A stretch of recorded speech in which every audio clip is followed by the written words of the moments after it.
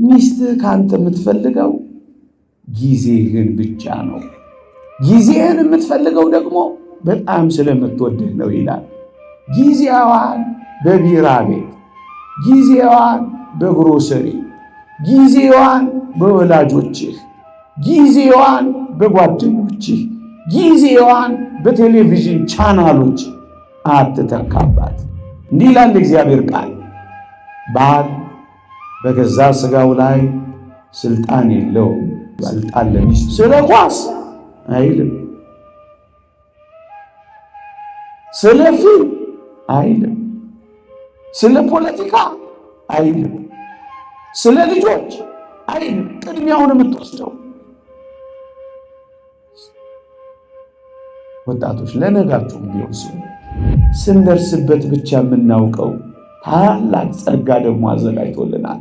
አሁን ቃላት የማይናገሩት፣ አሁን ቅኔ የማይበቃው፣ አሁን ስብከት የማይገልጠው፣ አሁን መዝሙር የማይችለው፣ አሁን ባለ ቅኔ የማይጨርሰው ስንደርስበት ብቻ የምናውቀው ሕይወት ሲላ አንተ ባል ሆይ አንዲት ዘማ ሴት መጣ ልተኛ ካንተ ጋር ብትል ይላል፣ ይሄ ሥጋ የኔ አይደለም የሚስቴ ነው በላት ይላል።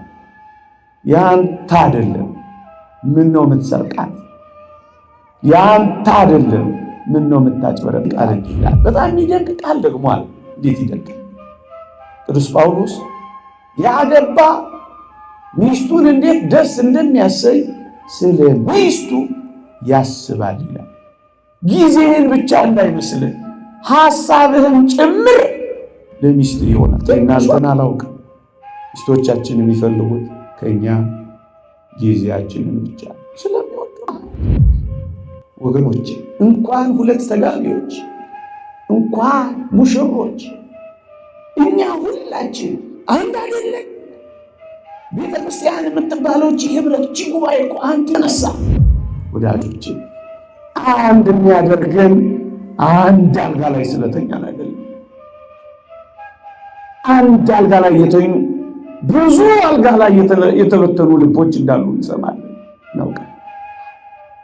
አንድ ጋቢ ስለለበሰ፣ አንድ ድፎ ዳቦ ቀደን ፎቶ ስለተነሳ፣ አንድ መኪና ላይ ስለተጫነ፣ አንድ ናቸው ተብሎ ስለተጨበጨበ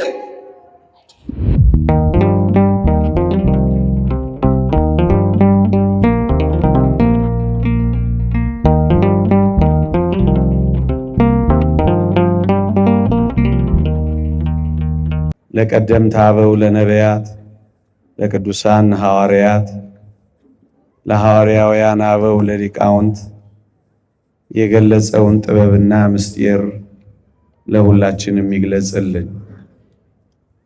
አጠር ላለች ደቂቃ ከጊዜ አንጻር ትንሽ አጠር ያለች ርዕስ መርጬ የእግዚአብሔርን ቃል አስታውሳችኋለሁ። በቤትህ ያለች ቤተ ክርስቲያን፣ በቤትህ ያለች ቤተ ክርስቲያን የሐዋርያው የቅዱስ ጳውሎስ መልእክት ወደ ፊልሞና አንድ ምዕራፍ ብቻ ነው ያለው። ቁጥር 2 እስከ 3 በቤትህ ላለች ቤተ ክርስቲያን ሰላምታ አቀርብልኝ ይለዋል። በክርስቲያኖች ቤት ቤተ ክርስቲያን አለች። የክርስቲያኖች ቤተሰብ ትንሿ ቤተ ክርስቲያን ነች።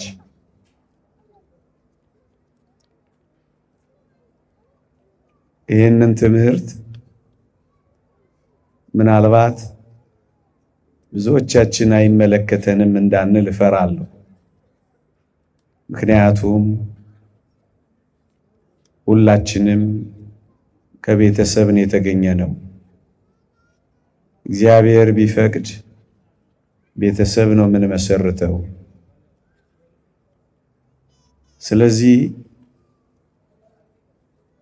ብንመሰርትም ባንመሰርትም በጥልቀት ሁላችንም እንደ ቤተ ክርስቲያን ልጅነት እንደ ማህበረሰብ ተሳታፊነት በዚህ ክፍለ ትምህርት አታውቁትም ብዬ ሳይሆን ጥቂት ማስታወሻዎችን ላሰማችሁ ፈልጌ ነው። በቤትህ ያለች ቤተ ክርስቲያን ክርስቶስ ቤተ ክርስቲያንን የመሰረተው መስቀል ላይ ነው። ክርስቶስ ከጎኑ በፈለቀልን ውሃ ተጠምቀን ከጎኑ ያገኘነውን ደም ጠጥተን ነው ቤተ ክርስቲያን ሕያው የሆነችው። ልብ በሉ፣ ከጎኑ። ሁለተኛ ክርስቶስ መስቀል ላይ ሲሞት ነው ቤተ ክርስቲያንን ያስገኘው። የክርስቶስ ሞት እንቅልፍ ተብሎ ተጠርቷል። በአባቶቻችን ትምህርት እግዚአብሔር ከእንቅልፍ እንደሚነቃ የወይን ስካር እንደለቀቀው እንደ ኃያል ሰው ተብሎ የተጠቀሰው ቃል የክርስቶስን ሞት እንቅልፍ ብሎታል። ክርስቶስ በመስቀል ላይ በሞት ሲያንቀላፋ ነው ቤተ ክርስቲያን የተገኘችው። ልክ እንደዚሁ የክርስቲያኖች ቤተሰብም ወይም ደግሞ እንዳጠቃላይ እግዚአብሔር ለሰው ልጆች የሰጠው ቤተሰብም ልክ እንደዚሁ ነው የተመሰረተው። አዳምን አስታውሳችሁ፣ አዳም ከጎኑ አጥንት ነው ቤተሰብ ተሆነው ዘንድ ሔዋንን የሰጠው። ከክርስቶስ ጎን ቤተ ክርስቲያን እንደተገኘች ከአዳምም ጎን የትዳር አጋሩ ወይም ቤተሰቡ ተገኝታለች። ክርስቶስ መስቀል ላይ በሞት ምክንያት አንቀላፍቷል። ክርስቶስ በሞት ምክንያት ቢያንቀላፋም በመለኮቱ ሕያው ነው። በሥጋ ሞተ፣ በመለኮቱ ግን ሕያው ነው ብሎ ቅዱስ ጴጥሮስ እንደጻፈልን ልክ እንደዚሁ አዳም ጨርሶ የሞት ያክል እንቅልፍ አልተኛም። ደግሞ አለው ጨርሶ የሞት ያክል እንቅልፍ አልተኛም። ከጎኑ ሔዋንን ሲሰጠው ደግሞም ንቅት አላለም። ሊቃውንት እንደሚያስተምሩት ማዕከለ ነቂ ወነዋም ይላሉ። በመተኛትና በማንቀላፋት መካከል ነበር አዳም። ያኔ ነው ከጎኑ ቤተሰብን የትዳር አጋርን የሰጠው። ልክ ክርስቶስ በሥጋ ሞቶ በመለኮቱ ሕያው እንደሆነው አዳምም በማንቀላፋትና በመተኛት መካከል ሆኖ ነው ቤተሰብን ያገኘው። ለምን ይመስላችኋል? እግዚአብሔር አዳምን እጅግም ያላነቃው እጅግም ያላስተኛው በሁለቱ መካከል አድርጎ ከጎኑ አጥንት አውጥቶ ቤተሰብ የሰጠው። ሊቃውንተ ቤተ ክርስቲያን በዚህ ጉዳይ ላይ አስገራሚ ጥቆማ ይሰጡናል። እንዲህ ይላሉ። አዳም እንደነቃ እግዚአብሔር ከጎኑ አጥንትን ቢያወጣ አዳም ነቅቷልና ያመዋል። ካመመው ደግሞ ከጎኑ የተሰጠችውን ቤተሰብ የትዳር አጋሩን ሊጠላት ነው። ስለዚህ እንዳይጠላት አላነቃውም። ነቅቶ ከሆነ ያመዋል። የህመሜ ምክንያት ናት እያለ ህመሜ እያለ እንዳይጮህባት እጅግም አላነቃውም ይላል። ደግሞ በጣምም አላስተኛው። ጭልጥ ብሎ ቢያስተኛው ኖሮ ይላሉ ደግሞ ሊቃውንት ከጎኑ አጥንት አውጥቶ ሲሰጠው ምትሃት ስለምትመስለው እያያት ይፈራት ነበር ይላል። ስለዚህ እግዚአብሔር ያለ ማንቃትን እጅግም ያለ ማስተኛትን በሁለቱ መካከለኛ ደረጃ ከጎኑ አጥንት አወጣ ይላል።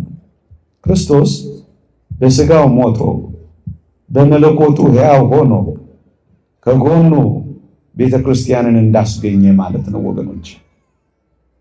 ስለዚህ እንዳይጠላት፣ ስለዚህ ምትሃት እንዳይመስለው፣ እንዳይፈራት እንደዚህ አድርጎ ነው ቤተሰብን የመሰረተው።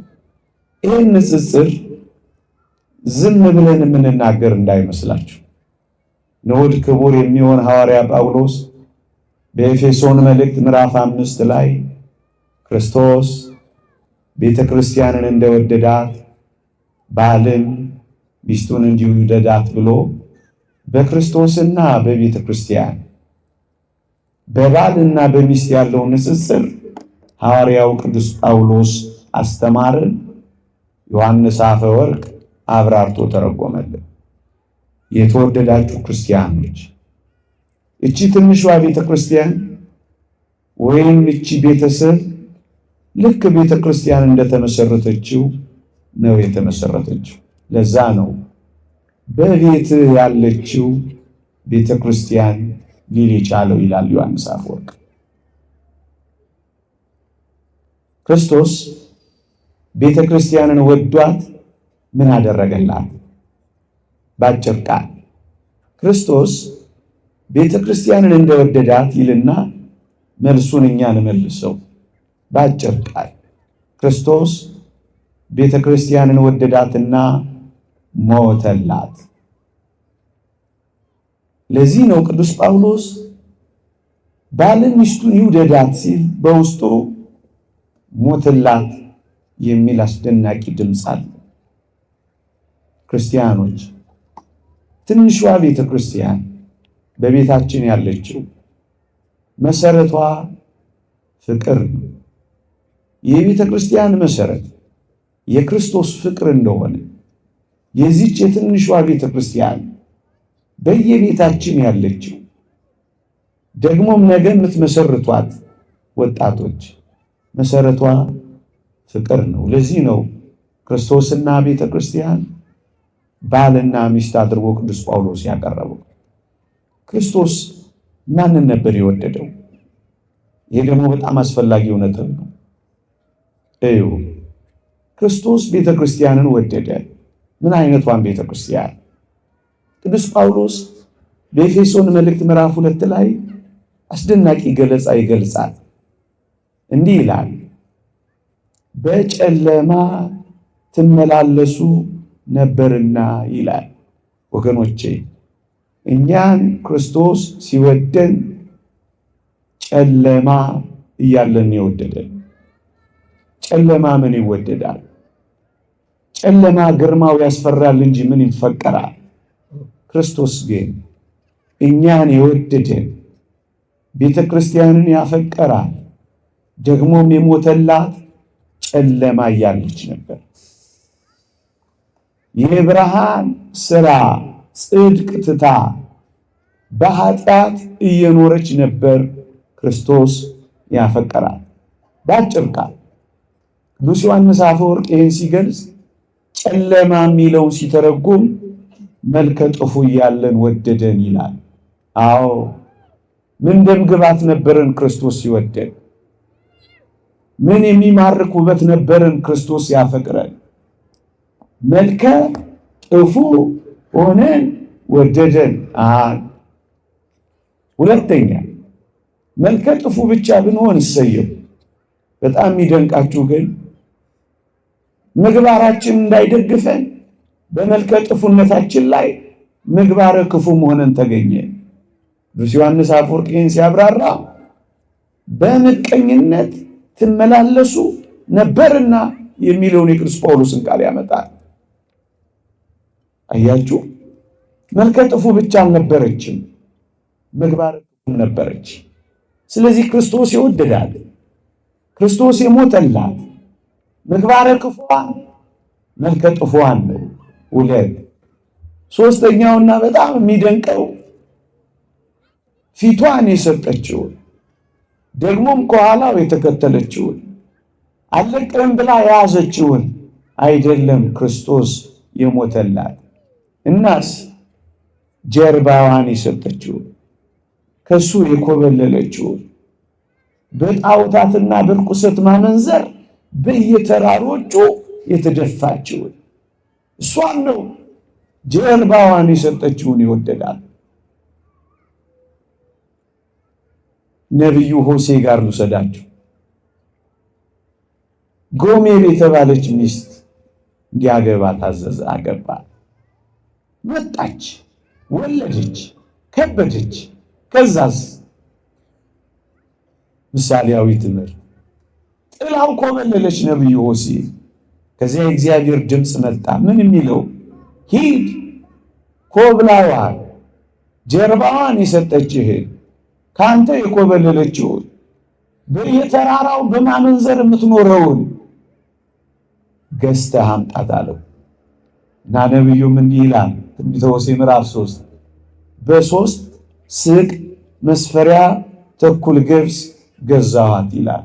መጀመሪያ ወደዳት፣ ወደደችው፣ ኮበለለች፣ ጥላው ሄደች፣ ገዝቶ አመጣት። ልክ እንደዚሁ ክርስቶስ እኛን በእጆቹ አበጃጀን፣ በአፉ እስትንፋስ እፍ አለብን፣ በፍቅር ድምፅ አናገረን። ፍቅር አልወድ ብለን ኮበለልን፣ በደም ዋጋ ደግሞ ገዝቶ ተሸከመን። ጀርባዋን የሰጠችውን የወደደው ያልኳችሁ ለዚህ። እናም ወደዚህ ደግሞ ወደኛ ቤት እንምጣ። እንዲህ ይላል ክርስቶስ ቤተ ክርስቲያንን እንደወደዳት ባሎች ሆይ ሚስቶቻችሁን ውደዱ ሲል ምን ማለት ነው? በእርግጠኝነት እኛ ባሎች ጀርባዋን የሰጠችንን አይደለም ያገባ ነው ወይም የምናገባው ወይም የትዳር አጋር መርጠን የምንወስደው ወይም ቤተሰብ የምንመሰርተው ጀርባዋን የሰጠችንን አይደለም፣ ፊቷን የሰጠችንን እናትና አባቷን ትታ የመጣችው አብራ የተከተለችን ከኋላ ከኋላ የተንከራተተችው እጆቿ እስኪጠበስ ድረስ ለኛ የምትተጋው ከእኛ ጋር አብራ የምትጠበሰው እሷን ነው ሚስት አድርገን የወሰድነው። ታዲያ ክርስቶስ ጀርባዋን ለሰጠች፣ ከሱ ለኮበለለች፣ ፊቷን አይደለም ጀርባዋን፣ ሌላ ለወደደች፣ ሌላ ላፈቀረች፣ ሌላ ለተከተለች፣ ተከትሏት ካፈቀራት አንተ የትንሿ ቤተ ክርስቲያን ራስ ባል ሆይ ሚስትህንም እንደዚህ ውደዳት። ክርስቶስ ጀርባዋን ለሰጠችው ከሞተላት፣ ፊቷን ለሰጠችው፣ አብራ ለተከተለች፣ ከአንተ ጋር በመንከራተት ለምትኖር ሞትላት ቢባል ምን ይደንቃል? ክርስቶስ እንደዛ ለሆነችው ከሞተላት፣ አንተ እንደዚህ ለሆነችው ብትሞትላት ምን ከባድ ትእዛዝ ታዘዝ። ለዚህ ነው ክርስቶስ ቤተ ክርስቲያንን ባል ሚስትን እንዴ ትንሿ ቤተ ክርስቲያንን የመሰረትከው አንተ ባል ሆይ ምግባረ ክፉዋን መርጠህ እኮ አይደለም፣ ምግባረ መልካሟን በስነ ምግባር ያጌጠችውን በበጎ ትሩፋት ያሸበረቀችውን ለጽድቅ የምትመችህን እንቁረብ ብትላት እሺ የምትለውን እናስቀድስ ብትላት እሺ የምትለውን የታረመ መልካም ጸባይ ያላትን አይደለም እንዴ የመረጥከው? ታዲያስ ምግባረ ክፉ ለሆነችው ከሞተላት ምግባረ መልካም ለሆነችው ክርስቶስ ለቤተ ክርስቲያን አንተ ደግሞ እንዲች ላለችው ሞተላት። ትንሿ ቤተ ክርስቲያን በፍቅር ትመሰረታለች። ደግሞስ ቢያንስ ቢያንስ ከመልክ መልክ፣ ከደም ግባት ደም ግባት፣ ከውበት ውበት ጥቂት እንኳን አልመረጥንም። ምን እንዋሻለን? ታዲያ ክርስቶስ እንዲህ ላለችው ጨለማ ከሞተላት የትንሿ ቤተ ክርስቲያን ራስ ባብ ሆይ ደመግቧ መልከ መልካሟ በጽድቅ ሥራ የምታበራዋል በክርስቲያናዊ ሕይወት የምታንጸባርቀዋል እሷን ሞተላት። ክርስቶስ ለቤተ ክርስቲያን ትንሿ ቤተ ክርስቲያን ባል ሚስቱ። የተወደዳችሁ ክርስቲያኖች ክርስቶስ ለቤተ ክርስቲያን ያልሰጠው ነገር የለም። ደግሞ አለው ክርስቶስ ለወደዳት ለሞተላት ቤተ ክርስቲያን ምንም ያልሰጠው ነገር የለም። ራሱን ሰጣት፣ ስጋውን ሰጣት፣ ደሙን ሰጣት። መኑ ዘሬ የመራዊ ዘይጠብ ስጋው በጊዜ ቅብቃቡ። በሰርጉ ጊዜ ስጋውን ቆርሶ የሚያበላ ደሙን አፍሶ የሚያረካ እንዲህ አይነቱ ሙሽራ ያየማን ነው ትላለች ቤተክርስቲያን በቅዳሴዋ። ራሱን ሰጣት። መጥወተ ርዕስ አንድ ልጅነትን ሰጣት። ላመኑት ሁሉ የእግዚአብሔር ልጆች የሆኑ ዘንድ ስልጣንን ሰጣት። ባለስልጣን አደረገ። ምን ያልሰጠን ነገር አለ? መንግስቱን ሰጠን እንዴ! ድል ለነሳው በዙፋኔ እንዲቀመጥ አድርገዋለሁ አለ። የዙፋኑ ተሳታፊ አደረገ። እጅግ የሚደንቅ ነው። ከመለኮት ባህሪ ተካፋይ ትሆኑ ዘንድ አለ። ምን ይደንቃል ወገኖቼ! ጎርጎርዮስ ዘኑሲስ እንደተናገረው ስንደርስበት ብቻ የምናውቀው ታላቅ ጸጋ ደግሞ አዘጋጅቶልናል። አሁን ቃላት የማይናገሩት፣ አሁን ቅኔ የማይበቃው፣ አሁን ስብከት የማይገልጠው፣ አሁን መዝሙር የማይችለው፣ አሁን ባለ ቅኔ የማይጨርሰው ስንደርስበት ብቻ የምናውቀው ሕይወት ሰጠ። ጎርጎርዮስ ዘኑሲስ እንደተናገረ ታዲያ ክርስቶስ ለቤተ ክርስቲያን ይህንን ሁሉ ከሰጠ፣ ክርስቶስ ለቤተ ክርስቲያን እንዲህ ከሰጠ የትንሿ ቤተ ክርስቲያን ራስ ባለ ሚስቱን ይውደዳል የተባለውን አዝቼ ነው። ሁሉን ነገር ስጣት ነው የሚለው፣ አትሰስትባት ነው የሚለው። ፍቅር አይሰስትም። ፍቅር እኔን ይድላኝ አይልም። ፍቅር ለራሱ አያስብም። ፍቅር ከራሱ ይወጣል። ፍቅር ወደ ሌሎች ይገሰግሳል። ፍቅር ስለሚቀበለው ግድ አይለውም። ፍቅር መስጠት ነው እና ሁሉን ነገር ይሰጣል።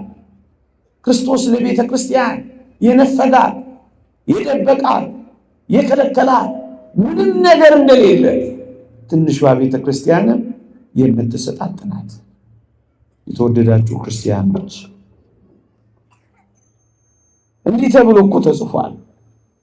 በትንሿ ቤተ ክርስቲያን ውስጥ ክርስቶስ ቤተ ክርስቲያንን ባል ሚስትን ባለው አንቀጽ ባልም ለሚስቱ የማይሰጣት ነገር እንደሌለ ተምረናል። እንዲህ ይላል እግዚአብሔር ቃል፣ ባል በገዛ ሥጋው ላይ ስልጣን የለውም፣ ስልጣን ለሚስት ነው እንጂ። ሚስት በገዛ ሥጋዋ ላይ ስልጣን የላትም፣ ስልጣን ለባል ነው እንጂ ይላል። ወገኖቼ እቺን ትንሿን ቤተ ክርስቲያን ስትመሰርት ስልጣንህንም ጭምር ነው መታስረከው። ወጄ ፈቅጄ ብለህ እኮ ነው የምትሰጠው። እንደሱ ነው የሚሰጠው። ፍቅር እንደሱ ነው። ተገዶ አይደለም፣ ወዶ ፈቅዶ መርጦ ነው የሚሰጠው ፍቅር። በገዛ ሥጋ ላይ እንኳን ስልጣን እንዳይኖርህ ትንሿን ቤተ ክርስቲያን መስርታ ሥጋን ከሰጠሃት ታዲያ ከሥጋ ሌላ ምን ትደብቅባታለህ ወዳጄ? የሚበልጠውን ከሰጠሃት የሚያንሰውን ነገር ትነፍጋት። ክርስቶስ ለቤተ ክርስቲያን ሁሉን ነገር እንደሰጣት ሥጋን እንኳን ሳይቀር እንዴት ይደንቃል! ያንተ አይደለማ በቃ እቺን ትንሿን ቤተ ክርስቲያን ስትመሰርት ከሚስት ጋር ስትዋሃድ ያንተ መሆንን ያበቃል። መጀመሪያ የክርስቶስ ነህ፣ ከዚያ ደግሞ የሚስት። በገዛ ሥጋ ላይ ስልጣን የለህም። ቀለሚጦስ ሊቁ እንዲህ ይላል፣ አንተ ባል ሆይ አንዲት ዘማ ሴት መጣ ልተኛ ካንተ ጋር ብትል ይላል፣ ይሄ ሥጋ የኔ አይደለም የሚስቴ ነው በላት ይላል። ያንተ አይደለም ምን ነው የምትሰርቃት? ያንተ አይደለም ምን ነው የምታጭበረብራት? ያንተ አይደለም መልስላት። ክርስቶስ ለቤተ ክርስቲያን እንደሰጠ የእግዚአብሔር ቃል እንዲህ ይላል። በጣም የሚደንቅ ቃል ደግሞ አለ። እንዴት ይደንቃል! ቅዱስ ጳውሎስ ያገባ ሚስቱን እንዴት ደስ እንደሚያሰኝ ስለ ሚስቱ ያስባል ይላል። ጊዜህን ብቻ እንዳይመስልህ ሐሳብህን ጭምር ለሚስት ይሆናል። ትንሿ ቤተ ክርስቲያን ሐሳቧ ክርስቶስ እንደሆነ ቤትህም ሐሳቧ ለሚስት ይሆናል። እግዚአብሔር ያሳይህ፣ ልዑል ያመልክትህ እንዴት እንዳትል ስለ ሚስቱ ያስባል ይላል። ስለ ኳስ አይልም፣ ስለ ፊልም አይልም፣ ስለ ፖለቲካ አይልም፣ ስለ ልጆች አይልም። ቅድሚያውን የምትወስደው ወጣቶች ለነጋችሁም ቢሆን ስሙ።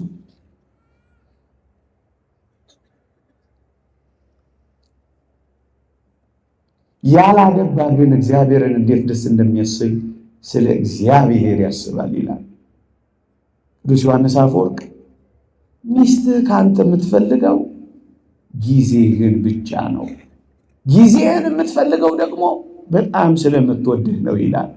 ጊዜዋን በቢራ ቤት፣ ጊዜዋን በግሮሰሪ፣ ጊዜዋን በወላጆችህ፣ ጊዜዋን በጓደኞችህ፣ ጊዜዋን በቴሌቪዥን ቻናሎች አትተካባት።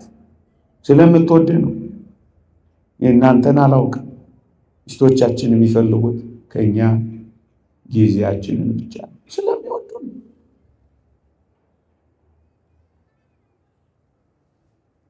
ታዲያ ገንዘብን መደበቅ ምን ይባላል? የኔ መባባል አለው የለው? ከራስህ እንዴት ትደብቃለህ? ሥጋ ከሆነች ከተዋሃደች ሥጋ ሥጋውን ሊደብቀው ይችላል። ሥጋ ሥጋውን ሊሰውረው ይችላል። እጅግ የኔ መባባል የለም። አበቃ።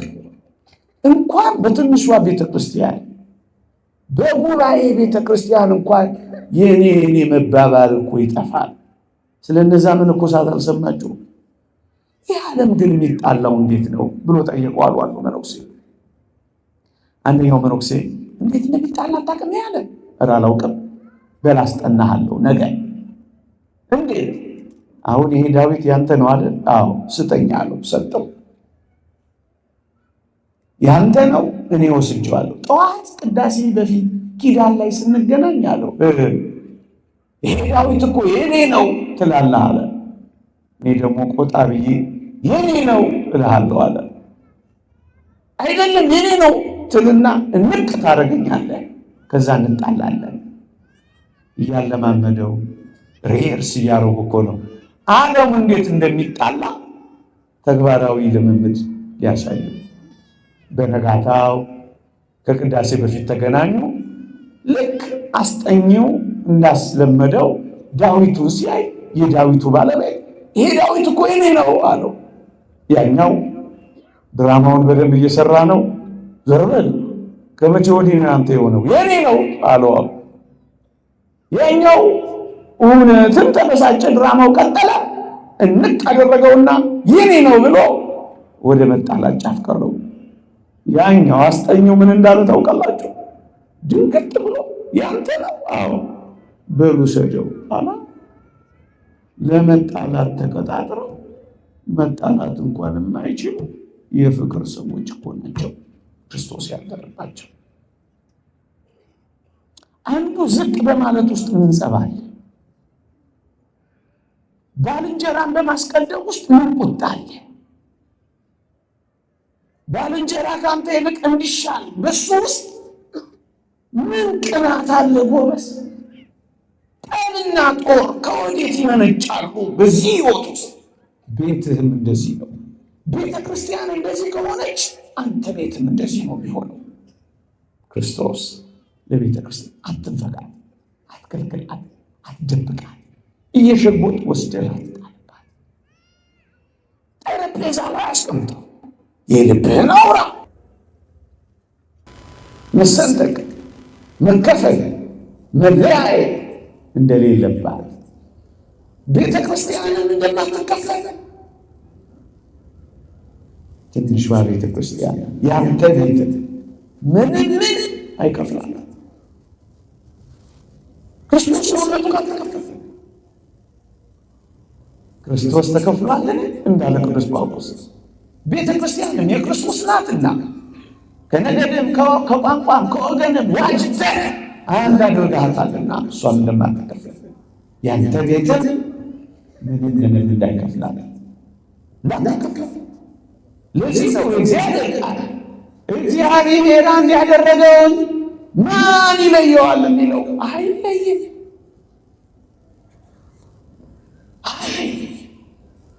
የተወደዳችሁ ክርስቲያኖች እግዚአብሔር ወገኖች፣ እንኳን ሁለት ተጋቢዎች እንኳን ሙሽሮች እኛ ሁላችን አንድ አይደለም። ቤተ ክርስቲያን የምትባለው እቺ ህብረት እቺ ጉባኤ እኮ አንድ ነው። ምን ቅዱስ ጳውሎስ እንዲህ ይላል፣ በጣም አስደናቂ ቃል ይናገራል። ቆሮንቶስ መልእክት ምዕራፍ 10 አንዱ እንጀራ ስለተካፈለ እኛ ብዙዎች ስንሆን አንድ ነን። ስጋውን የበላ ነው ደሙን የጠጣ ነው ክርስቶስ በእኛ ውስጥ ይኖራል። ቤት ይደቅ እኔም በእርሱ እኖራለሁ እሱም በእኔ ይኖራል አላ። ከክርስቶስ የተነሳ አንድ መንጋ ከአንድ እረኛ ጋር እንኖራለን። መሰማሪያችን አንድ፣ በሩ አንድ። እኛም አንድ። ትንሿ ቤተ ክርስቲያንም እንደዚህ አንዲት ናት። ከምን የተነሳ ወዳጆች? አንድ የሚያደርገን አንድ አልጋ ላይ ስለተኛን አይደለም። አንድ አልጋ ላይ የተኙ ብዙ አልጋ ላይ የተበተኑ ልቦች እንዳሉ እንሰማለን፣ እናውቃለን። አንድ ጋቢ ስለለበሰ፣ አንድ ድፎ ዳቦ ቀደም ፎቶ ስለተነሳ፣ አንድ መኪና ላይ ስለተጫነ፣ አንድ ናቸው ተብሎ ስለተጨበጨበልን ከምን የተነሳ? ከአንዱ መንፈስ የተነሳ። ታዲያ እግዚአብሔር አንድ ያደረገውን ማን ይለየዋል የሚለው ይቆ ማን ይለየዋል? ምን ስልጣን አለ አንተ ለመለየት? እግዚአብሔር ያንዳደረገው ሰው አይለየው ሲል አንተንም ጭምር እኮ ነው፣ አንቺንም ጭምር ነው። ሰው አይለየው፣ ሰው አይለየው። እንዴት ይደንቃል! ስለዚህ እቺ ትንሿ ቤተ ክርስቲያን በትንሹ በትልቁ በሚረባው በማይረባው በሆነው ባልሆነው አትከፈል፣ አትለያዩ፣ አትበጠስ። በሶስት የተገመደ አይበጠስም ያለው እሱ ነው፣ ክርስቶስ ስላለበት። የተወደዳችሁ ክርስቲያኖች እቺን ቤተሰብ የሚመሰርታት ቋንቋ አይደለም፣ እግዚአብሔር ብሔር አይደለም፣ ፍቅር። ታዲያ ፍቅርን ማን ሊያሸንፋት ይችላል? ነገሬን ለመጠቅለል ሰዓት እንዳልፈጅ ሌላ ሰፊ ልዩ የእግዚአብሔር ቃል ደግሞ አለ። እኔ ጊዜው እንዳላባክን ለማስታወስ ያክል ነው። ክርስቶስ ቤተ ክርስቲያንን የወደዳት፣ ክርስቶስ ለቤተ ክርስቲያን የሞተላት በፍጹም በማይመች ሁኔታ ነበር። ምንድነው የማይመች ሁኔታ? መስቀል ምን ይመቻል? መስቀል ይመቻል። ሳዶር፣ አላዶር፣ ዳናት፣ አዴራ፣ ሮዳስ የተባሉ ችንካሮች ምን ይመቻል? ጅራፍ ምን ይመቻል? መራራ ሐሞት መጠጣት ምን ይመቻል? እርጥብ መስቀል መሸከም ምን ይመቻል? የእሾህ አክሊል መድፋት ምን ይመቻል? በማይመቹ ሁኔታዎች ጭምር አፈቀራት። ፍቅር አይለወጥም። ፍቅር ሁኔታዎችና ቦታዎች አይቀይሩም። ፍቅር ለዘወትር አይወድቅም ይላል ቅዱስ ጳውሎስ። እንደውም አስደናቂ ቃል አንሳላችሁ ሶሎሞን የተናገረው ብዙ ውሃ ፍቅርን ያጠፋት ዘንድ አይችልም። ረሃብ ነው አይችልም። ምኑ ያድገን ፍቅሮ ለክርስቶስ? ረሃብ ነው አይችልም። ስደት ነው አይችልም። ሰይፍ ነው አይችልም። ታዲያ አንተን ቤተ ክርስቲያን ረሃብ ይፈታታል? ስትራብ ትተወዋለህ፣ ጥላት ትጠፋለህ፣ ልጆችንም ትበትናለህ፣ ስትከስር እነሱንም ታከስራቸዋለህ። ፍቅርን ያጠፋት ዘንድ ብዙ ውሃ አይችልም። የፍቅርን እሳት የሚንቀለቀለውን የሚያጠፋ ውሃ ምድር ላይ የለም። መከራ ቢሆን ክርስቶስ በማይመቹ ሁኔታዎች እንደወደደ በዚህ ዘመን ቤተሰቦች ሆይ፣ በተለይ የትንሿ ቤተ ክርስቲያን ራስ ባል ሆይ ባይመችም በማይመቹ ሁኔታዎች ውደዳት። አብርሃምና ሳራን እንዳትረሳቸው።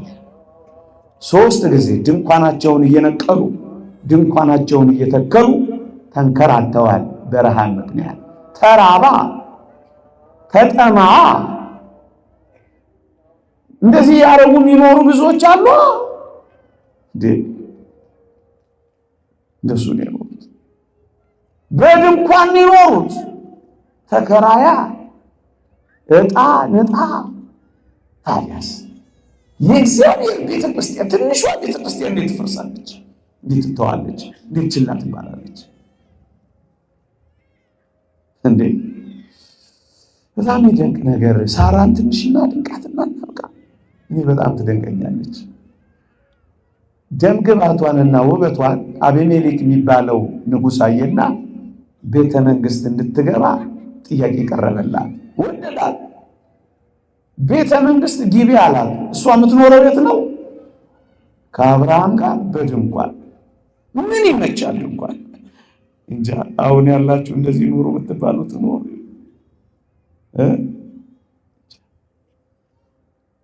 ቤተ መንግስት እንድትገባ የንጉሱ አገልጋዮች መጡና ሰበኳት። በዚህ ዘመን ቋንቋ እርትታሏት ነው የምትሉት። ሞቂ፣ ድመቂ፣ አጊጪ፣ ተኳይ እያሉ ሰበኳት። በዚህ ዘመን እንደሚሰብኳቸው አንዳንዶች አቤት ፀጉርሽ ወርዶ ወርዶ ይጠቀለላል። እሱ ነገር ግን ድሮ ነው መሰለኝ። እኔ ድሮ ሰው ስለሆንኩ ነው። የዛሬውን የዚህ የቻቱንና የዋትሳፑን አላውቀውም፣ የፌስቡክን አላውቀውም። በድሮ እናንተ ተርጉሙልኝ እሺ። አይሰማችሁ? መጡና ሙቂ፣ ድመቂ፣ አጊጪ፣ ተኳይ፣ ቤተ መንግስት ግቢ እያሉ ሰበኳት። ምን ቅር ብላ ሄደች እንዳይመስላችሁ። አቤት ዛሬ ጃኩዚ ሲያዩ የሞቀ ትዳራቸውን የሚተዋሉ። ጃኩዚው እንደ ትዳር እንደ ሞቀው ቤት የሚሞቅ እንዳይመስልሽ። ምናልባት ይቅርታ ሁሉም አይደለም፣ ሊያቃጥል ከቻለ አላውቅም። ብዙዎች ተውበው ገብተው ቤተ መንግስት አይነት ኑሮ ፍለጋ ማዲያት አውጥተው እንደወጡ ግን አውቃለሁ። ስቀው ገብተው እያለቀሱ እንደወጡ አውቃለሁ። አጋቡኝ ብለው ወጥተው ሽማግሌ እግር ስተደፍተው አፋቱኝ እንዳሉ ግን እንሰማለን። አንዳንዶች ምንድን ነው ይሄ ፍርድ ቤቱ ሁሉ ፍቺ በወር 3000 ምንትስ ጆሮን ጠው የሚያደርግ ስላልተማረን ይሆን? ከዚህ ውስጥ ምን ያህል ኦርቶዶክሳዊ ይኖር ይሆን? ረሃብ ነው። ሳራዬ ኦፈር ቀረበላት፣ ጊኒ ቤተ መንግስት ተባለች። ምን እንዳለች ልንገራችሁ። ገድለ ሳራን አንብቡት። በጣም አስደናቂ ቃል ትናገራለች። እንዲህ አለች። ሙቂ ባሏት ፈንታ ልብሷን ተረተረች፣ አጊጪ ባሏት ፈንታ አመድ ነሰነሰች፣ ተኳይ ባሏት ፈንታ አለቀሰች። ልቧ ያለው ጆጆ ሽማግሌ ታላቁ እግዚአብሔር ሰው አብርሃም ጋርና ድንኳኗ ውስጥ ብትራብም የመረጠችው ፍቅር ነው። አበቃ። ድንኳኗ እንደዚህ ነው የምትኖረው። ረሃብ አያስበረግጋትም። ከዚህ ዘመን የበለጠ ረሃብና ጭንቀት በሚመጡት ዘመናት በክፋት እየባሰ ሊሄድ ይችላል። ይህ ዓለም አደራችሁ ትንሿን ቤተ ክርስቲያን ታፍርሷል። ይቆያል። የእግዚአብሔር ቸርነት ለቤታችን አማላጅነት የቅዱሳን በረከት ረድኤት አይለየን።